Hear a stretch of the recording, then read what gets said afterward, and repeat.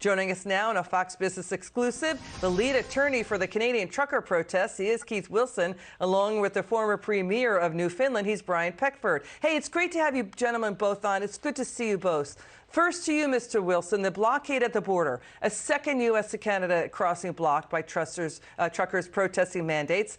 This is the Alberta with Montana crossing, the Ambassador Bridge between Ontario and Detroit blocked. Mr. Wilson, the Prime Minister Trudeau says the protesters are fringe extremists, racists, and Nazis. What do you say? It's troubling that the Prime Minister of our country is now characterizing hard-working Canadians who during COVID delivered food and critical supplies and put themselves at risk to whatever risk it posed. And now suddenly for political opportunism, he's characterizing these hardworking truckers who are trying to protect their charter rights, who are trying to ensure that they're not discriminated against and have freedom of choice, as somehow being a fringe element. I think Canadians took offense to it. And as you've seen across our country, this was a spontaneous event. This was not organized. These events that are occurring at various borders are not coordinated by any operations center. This is Canadians saying we've had enough, government overreach has gone too far, and we need our fundamental rights back, and it needs to stop now. Yeah, Mr. Peckford, to Mr. Wilson's point, it's great to have you on. The truckers are in it for the long haul. They're not going to stop until the mandates are lifted. Now, 2 Canadian provinces are dropping pandemic mandates, Alberta and Saskatchewan, and truckers have sparked protest movements worldwide, in the U.S., in Alaska, and possibly from California to Washington. What's your take on what's happening, sir? I think this is a real test for our Charter of Rights and Freedoms, which is only 40 years old, where your Bill of Rights is over 200 years old. And this is the first real test of whether written individual rights and freedoms really mean something in this country. And I think citizens are beginning to realize that they have a precious, precious thing in the Constitution right now, and that's their Charter of Rights and Freedoms. And now we see manifested through the truckers and other individuals just how important they know these kinds of rights are for our democracy. So I think this is a super test, the first real test we've had about the Charter, which I helped create. Interesting what Mr. Peckford just said, Mr. Wilson. You know, the Premier of Alberta tweeting out criticism of Justin Trudeau, saying people now can live safely with the COVID-19 pandemic without the need for damaging government interventions, that you can have therapeutics and vaccines and do it of your own volition, saying the worst of the Omicron surge is over. But, sir, there's also outrage. A 78-year-old man wrestled to the ground, handcuffed. He was honking his car horn in support of the Freedom truckers. What do you make of this? People are really angry about these images now on our screen. Well, it could get much worse. I'm speaking to you from downtown Ottawa in the heart of the protest. And outside this hotel right now, there are several hundred police.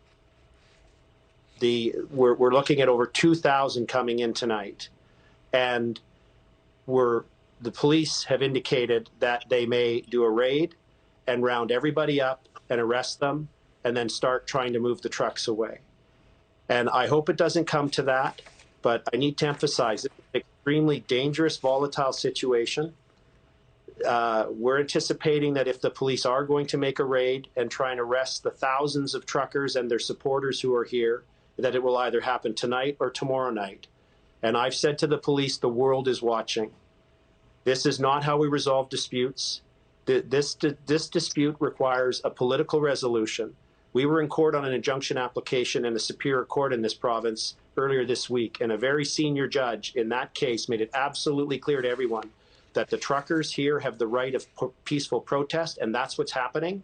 But the police and the political response so far has been to threaten to use force. Wait, hang on. Sorry, sir. So is Justin Trudeau behind that? Using police force to break up the protest. By the way, it's only like 10% of the truck drivers are unvaccinated, right? So, and they're saying we don't want to have to quarantine, you know, when we cross the border from the U.S. into Canada, and it's hurting our livelihoods. Is Justin Trudeau behind a potential pushback tonight that you say could be coming, with the police stepping in and breaking up what's going on with the trucker protests? Well, there's 2 ways he can be. One is that he holds the keys to resolve this. He's the one who caused these restrictions and breaches of charter rights. He can lift them immediately. It's an amendment to an order that can be signed by a letter of one of his ministers. So he has the ability to diffuse this and resolve it and follow the leads of other countries in Europe and elsewhere in the provinces. And it seems pretty obvious to any seasoned observers here that the Prime Minister is clearly putting pressure on the various police forces. He's been vilifying these hardworking people. He's come out and called them publicly more than once racist, misogynist, and he's also said, do we tolerate these people? Is that the language of a modern leader in a democratic country? Yeah, we hear you. And Mr. Peckford, to Mr. Wilson's point, he's basically dividing, he's belittling, he's not uniting, he's rejecting all calls to sit down and talk with the truckers. He's not doing that. That's not leadership. No. Let's listen. By the way, Mr. Peckford, react to that, and then I'm going to have you both respond to what Justin Trudeau is saying on camera. Okay, go ahead, Mr. Peckford. Yes, this is very, very provocative by the leader of a democratic country, as Mr. Wilson has said. And it's really ironic that it was his father with me and 8 other first ministers who crafted the Charter of Rights and Freedoms only 4 years ago, which provided for the very thing he's trying to violate now. It is a real tragic national irony, and one that I'm sure is not lost on a lot of people in both countries. We hear you, Mr. Peckford. Let's listen to the White House press secretary saying, she's saying that the White House supports freedom of protest, but downplaying the protests as, quote, sporadic traffic jams. Let's listen to the Prime Minister Trudeau also threaten, if you don't have mandates, you're going to have more restrictions. Watch this.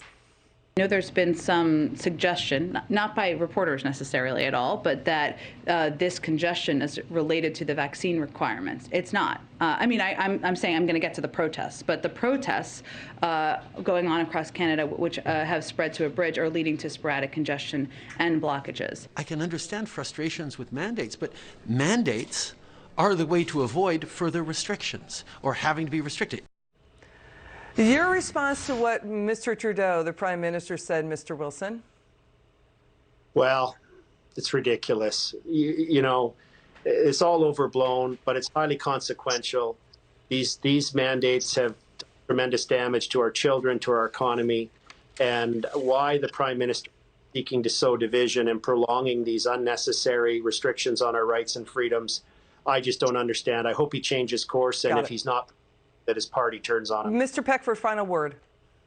Yeah, no, it's unbelievable that a leader, and our leader in this case in Canada, would make such statements about mandates and how important they are, when study after study now has shown that the cure is worse than the disease. So he's on the wrong side of science, and he's on the wrong side of history. Keith Wilson, Brian Peckford, thanks for joining us, gentlemen. It's great to have you on. We'll get you back on again soon. It's good to see you.